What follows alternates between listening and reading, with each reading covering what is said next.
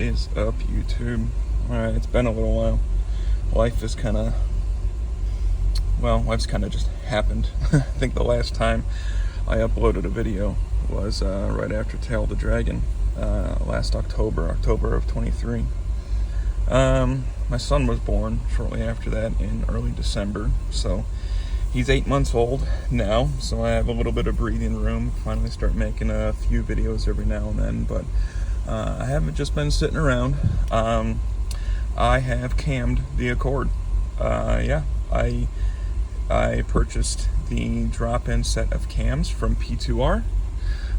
So I did not do any upgrades to the valve train. I did not feel like pulling the heads or doing any of the springs or trying to keep the valve inside the cylinder with compressed air and all that jazz, or doing new valve guides or anything like that. If a company made a tool to easily change out valve springs on the J series engine, with the heads still on the car and the engine in the car, it would be a little bit of a different story. I'd probably choose to go that route, but no company makes such a tool. They make them for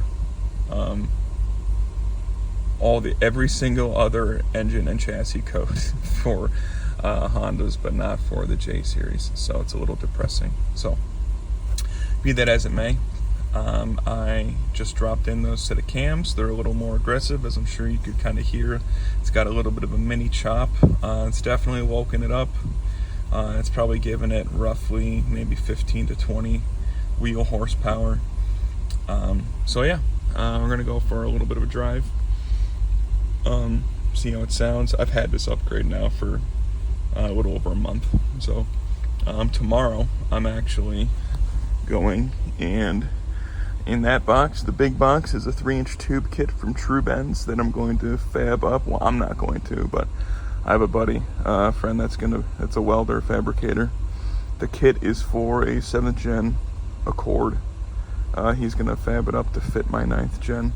The little box there is an extra, just like a 45-inch piece of 3-inch. So it's all 3-inch.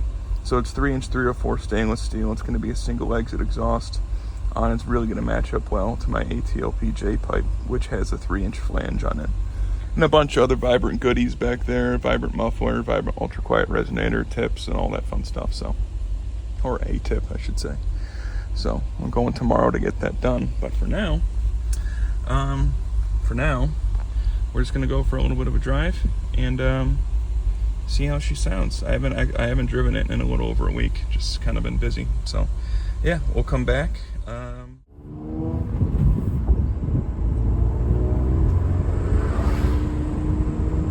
Alright, so now that I'm out in development, what I was saying is that I want to drive with the windows down. It's been stupid hot here. It's finally getting to be a little bit nice, like 75 and not 1,000% humidity. But if I drive with the windows down, you can't hear anything. So a little bit about the cams. It's definitely increased a little bit of cabin vibration, especially at idle. Everything smoothens out really good.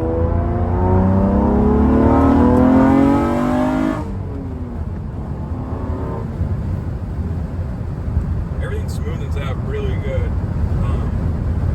at like a higher RPM, but especially at idle and especially with my torque damper, you can feel the engine vibrations at idle when I'm just sitting there, which is kind of cool. So these cams have increased lift and duration, and they're simply regrinds. It's the OEM J35Y2 camshafts, but they are regrinds. So my question was, and I'm sure some of you are asking, how can you get a regrind? I hope that noise isn't too bad. Let me close this under. How can you get increased lift from a regrind? Right? Because that was my question. I understand getting like increased duration if you flatten out like the low peak, with the like just grinding off the low peak, you can get increased duration. But how can you get increased lift? Well, I don't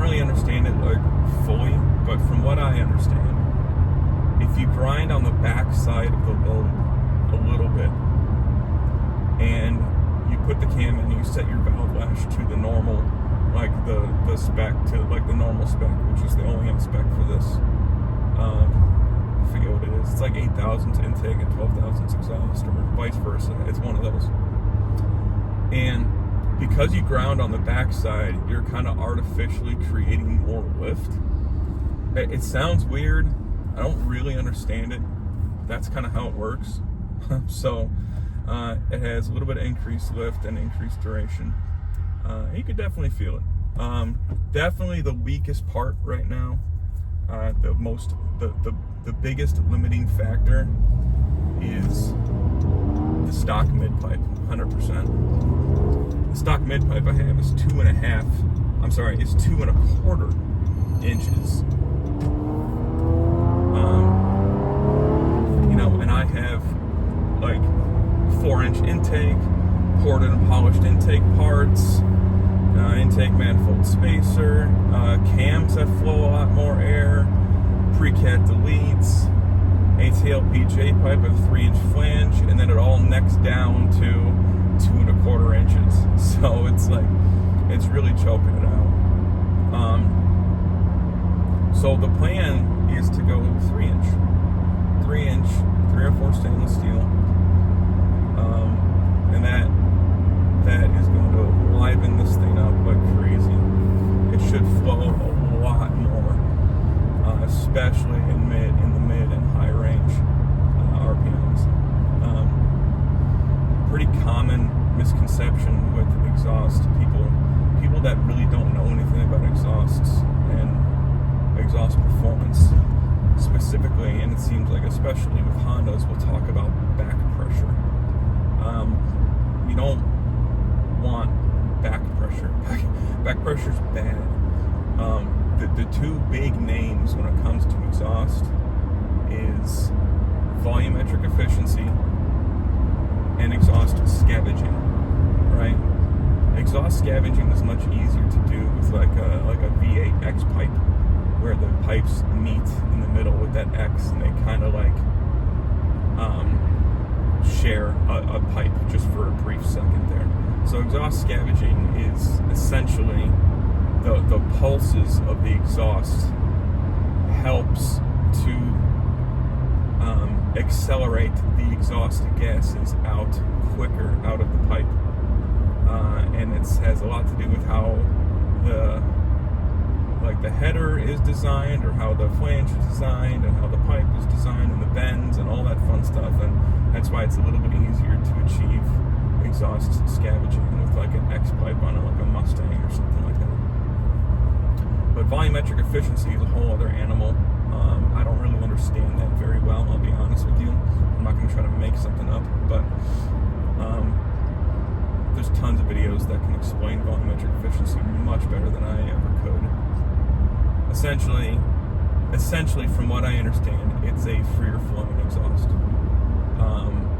And you might lose a little bit of torque in the lower end due to this, but what you lose in the low end, you're definitely going to gain up high, which is fine, because for me personally, like, whenever I have fun with another car on the highway, we're not going from a dig, right? Like, we're going on the highway. So, I'm in 4th gear. Sometimes we'll go down to 3rd gear. So, like, my RPMs are already pretty high, and, it's just going to flow a lot better. And I don't like launching this car anyway. And I'll be honest, I don't think I've ever launched this car, just because, well, one, I'm not good at it, and I know I'm going to stall it out if I try to do that. One, I'm not good at it, and two, it's bad. It's just bad for every component in the driveline. It's bad for the clutch and the axles and the gears and everything. I just don't like launching it. So that 3-inch is really going to help. These cams are just absolutely wonderful. They were expensive. They're about $1,000 from P2R, and I waited a while.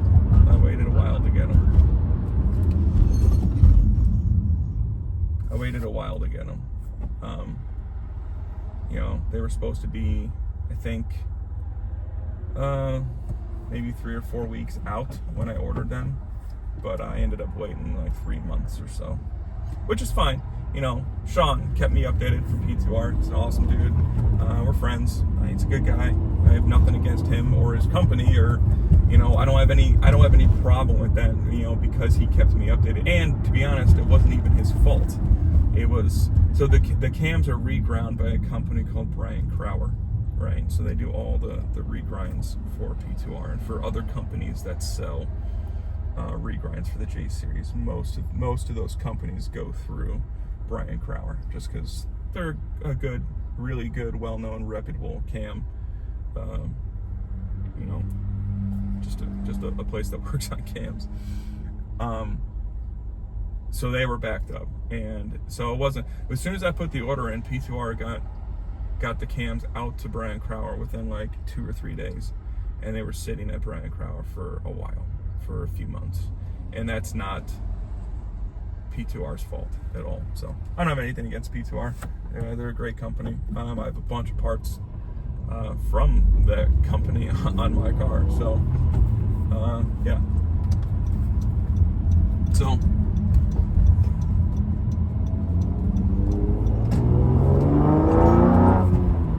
it livened it up. I paid a buddy of mine who's a Honda tech, $500 to install them. He got them done in a day, and that would have taken me like a week, right? It's not hard to install them. It's just time consuming. Plus, there's a fair amount of gaskets that you need to change, or you should change, when you take a lot of this stuff apart. I mean, the problem with the J series is that it doesn't have cam caps, right?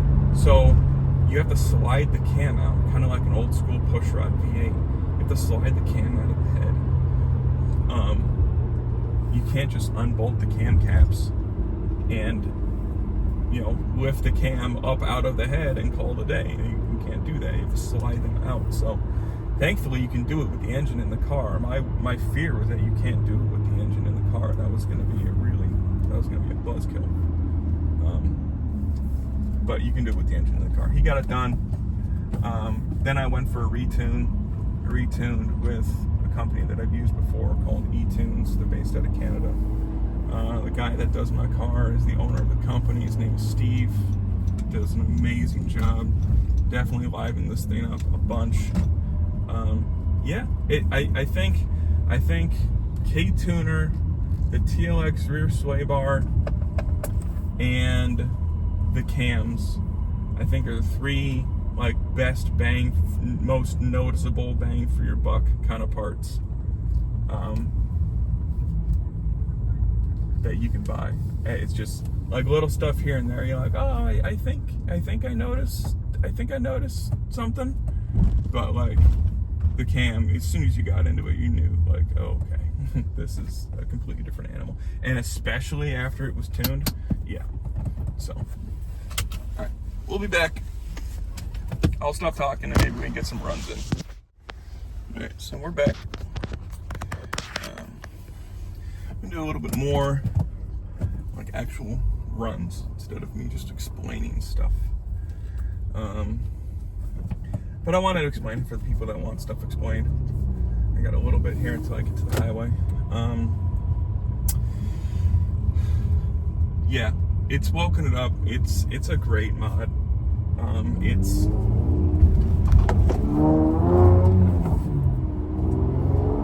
Sorry, I had to pull out in front of somebody. Ish.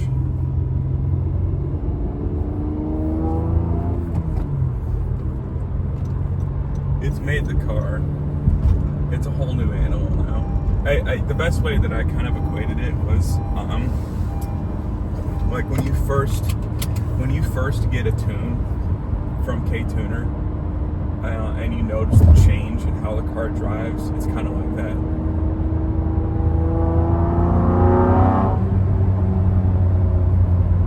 It pulls harder in every RPM range.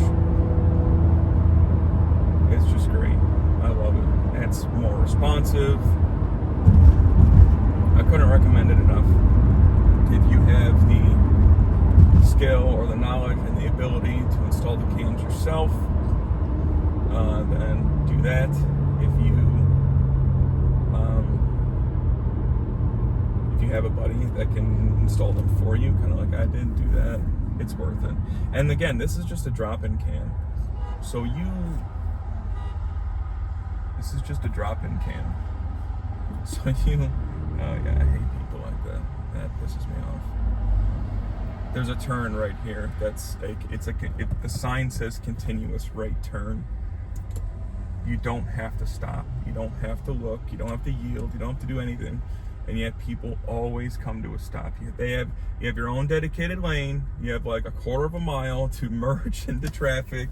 People always stop, and I lay on my horn, and I get flicked off all the time for it. But it's whatever. All right, enough yapping. There's a car in front of me, so I'm not really gonna be able to get on it, too much. I'm gonna let them get in front of me a little bit. I'll try to find the timestamp in the video and just put in the timestamp. If you don't want to hear me talk, you just want to hear the car, go to this timestamp. Oh, there's a WRX. Let's see if I can run him down. That'd be fun.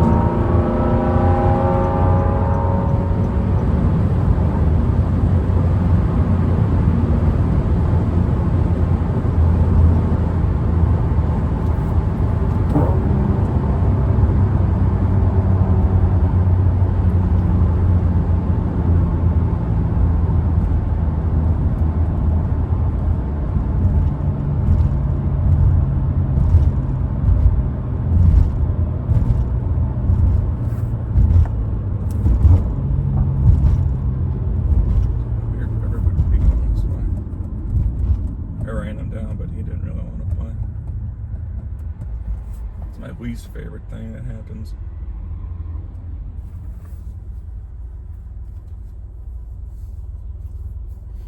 You see somebody with like a modified WRX on wheels with an exhaust, those cars always sound like they're underwater. And as Jeremy Clarkson put it, they herald the imminent sound of a moron. So it's just the worst when you find one of those that you want to have fun with, and they have wheels and an exhaust, and they just don't want to play. It's like, what are you doing? Why'd you modify your car?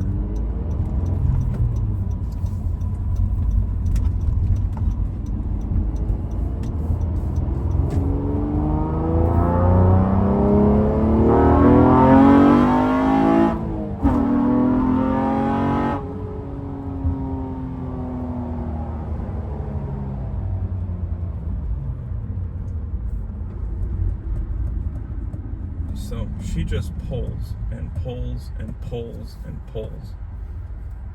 There's not a dead spot in the RPM range. I love it.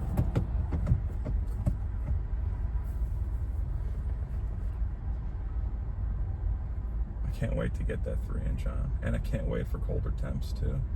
It's gonna be freaking great.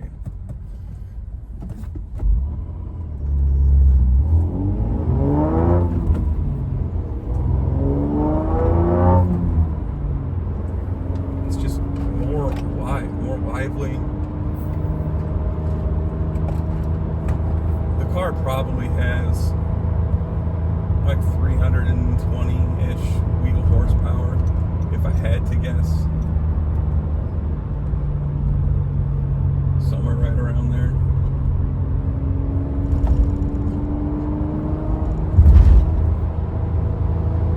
You know, which for an Accord is great.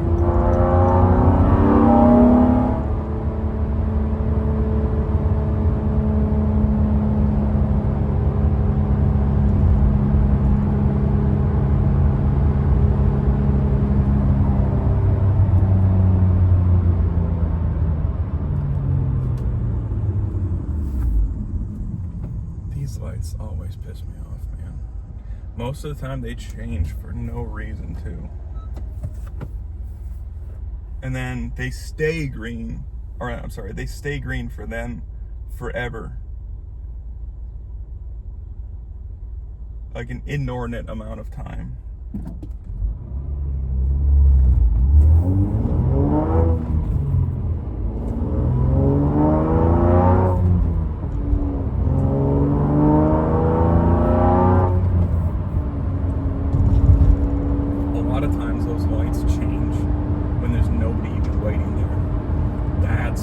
Send me through the roof.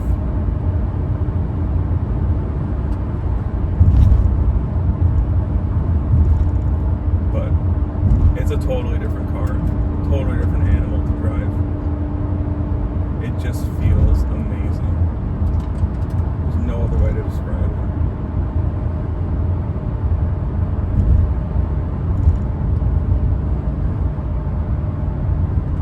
It feels like a brand new car. It's the same feeling that I got when I when I drove this off the lot after I drove my 8th gen Civic Si onto the lot to trade it in. It's the same feeling that I got. It's just a massive upgrade.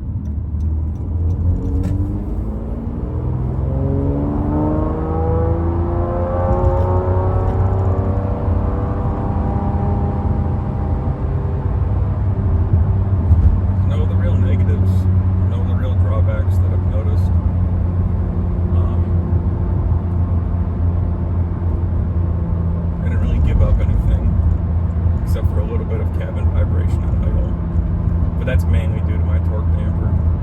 There's really no downside to it. If you're like me and you're kind of thinking like, well, if you do a new cam, do you have to run a break-in oil? Is there a break-in period in the cam? Do you have to hold it at like a certain RPM? The answer is no to all of that. I'd recommend, as well as P2R recommends, using a quality assembly lube on the journals and where the cam rides in the journals. So these cams are oiled interiorly. So oil is pumped through the cam and is deposited out onto the cam journals and the cam bearings, right? So when you take the cams out, they're full of oil. When you put brand new cams that have never been run in, they're not full of oil, right? Logically. So it's going to take maybe 2 or 3 seconds for the cams to fill up with oil before, they start to lubricate in the cam journals pretty good. That's where the assembly lube comes into place. I just bought Permatex. Like, it's not red and tacky because that's like a grease, but it's like Permatex. It's like the red engine assembly lube. It's like super slick. It was great. It was really, so I recommend doing that. There's no break-in oil for it. Like, I was researching like high zinc content oil to break in the cam, and you know, I called Brian Crowler and they said no, you don't have to do any of that. And I guess the biggest reason why you don't have to do any of that is because it is a roller rocker. It's not like an actual I don't know how to describe it. I don't know the other. I can't remember the other kind, but it's a roller rocker. So it rolls on the camshaft.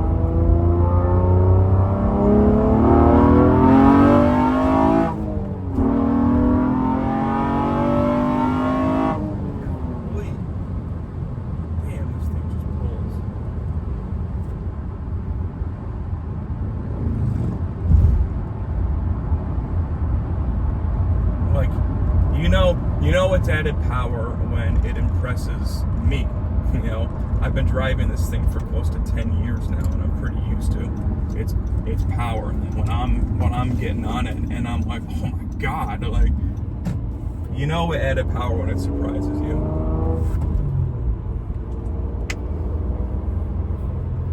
So, yeah, I'll come back.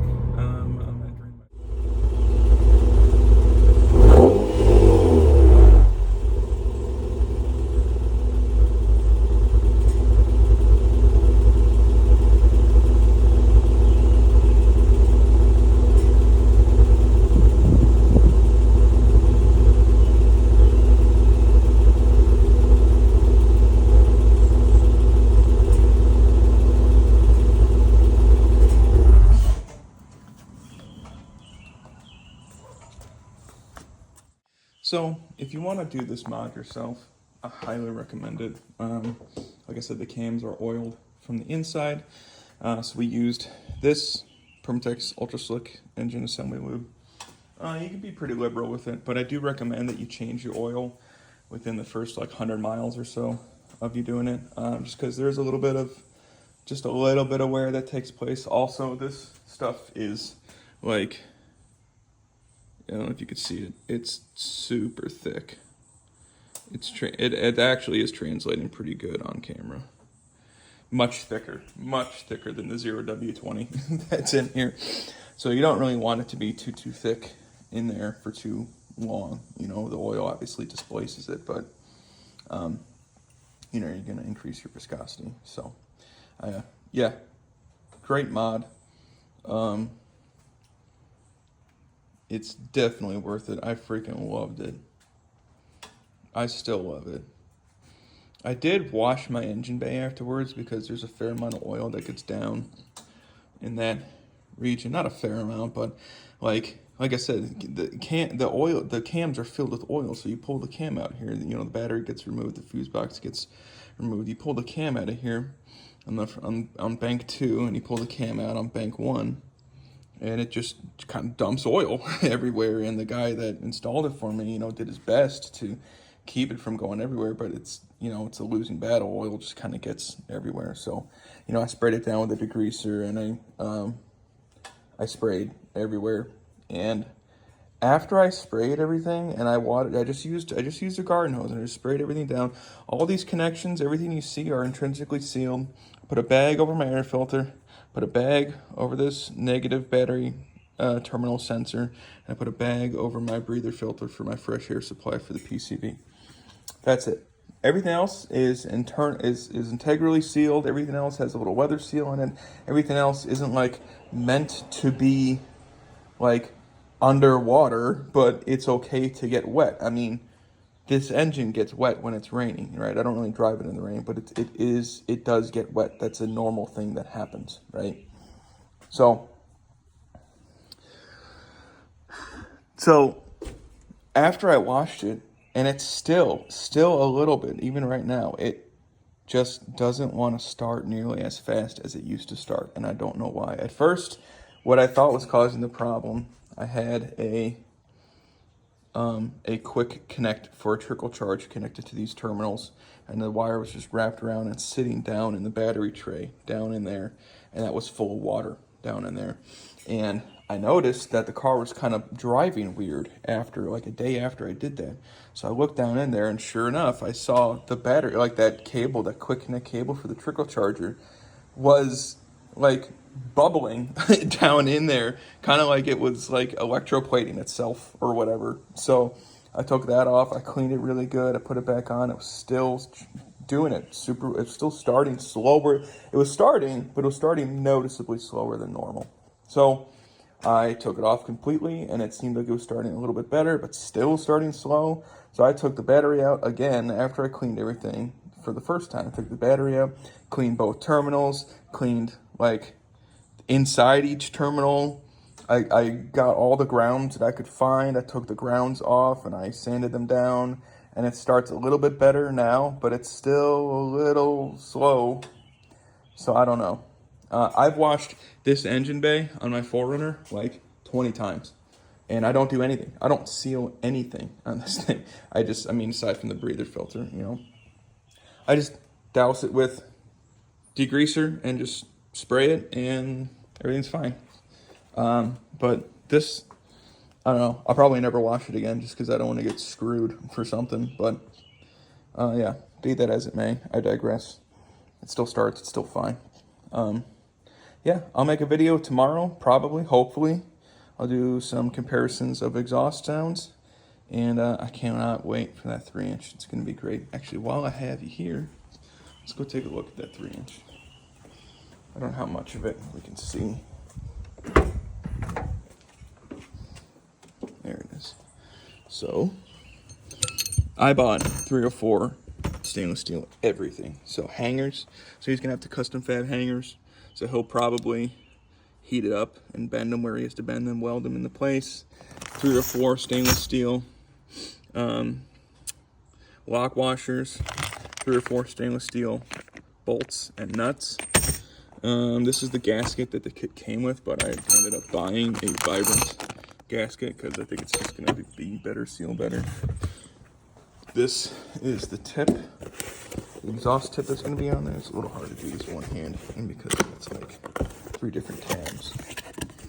This is the exhaust tip that's going to be on there, and it's going to be great. My brother has a very, very, very similar setup, if not one of the exact same setups on his car. He's having a little bit of engine issues.